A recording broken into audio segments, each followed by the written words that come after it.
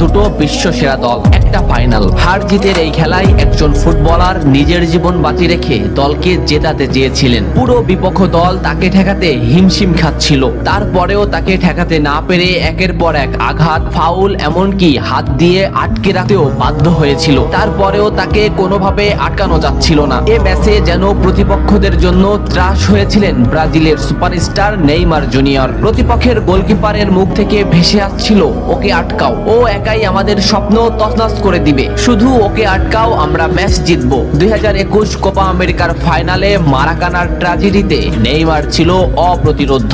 স্মৃতির পালে হাওয়া দিয়ে চলুন দেখি এ ম্যাচে নেইমার প্রতিপক্ষদের জন্য কতটা দুর্বিষহ ছিল। এক অসাধারণ স্কিল দিয়ে ম্যাচটা শুরু করেন নেইমার। লো সেলসোর মাথার উপর দিয়ে এক অসাধারণ ড্রাবলে বল নিয়ে নেইমার বিপক্ষ দলকে বুঝিয়ে দিলেন যে এই ম্যাচটি হবে নেইমারময়। এই মোমেন্টটা লক্ষ্য করুন, মাঝ মাঠে বল, ক্যাসিমিরো নেইমারকে বল দিল। এই মোমেন্টে পিছন থেকে দি বল, সামনে থেকে আর্জেন্টিনার আরেকটি খেলোয়াড় সরাসরি নেইমারের পায়ে ট্যাকেল করলো। এভাবেই চলতে থাকে ম্যাচ। ম্যাচের 12 মিনিটে নেইমারের উপর যে আক্রমণ চলছে তার কিছুটা প্রমাণ মেলে। প্রতিপক্ষের খেলোয়াড়রা নেইমারের প্যান্টি ছিঁড়ে ফেলে, নেইমার সেটা রেফারিকে দেখায়। ম্যাচের 15 মিনিটে আবারও নেইমার বল নিয়ে সামনে আগাচ্ছে, কিন্তু আর্জেন্টিনার একটি খেলোয়াড় তাকে সরাসরি পায়ে ট্যাকেল করে, মাটিতে গড়িয়ে পড়েন তিনি। এত কিছু করেও নেইমারকে তারা আটকাতে পারছিল না। ম্যাচের এই মোমেন্টটা লক্ষ্য করুন, লেফট সাইড থেকে বল টেনে নিচ্ছে নেইমার। এই মোমেন্টে নেইমারকে ঘিরে আসছে প্রতিপক্ষের 4টি খেলোয়াড়। দুটি খেলোয়াড় সরাসরি নেইমারকে পায়ে ট্যাকেল দিলেন,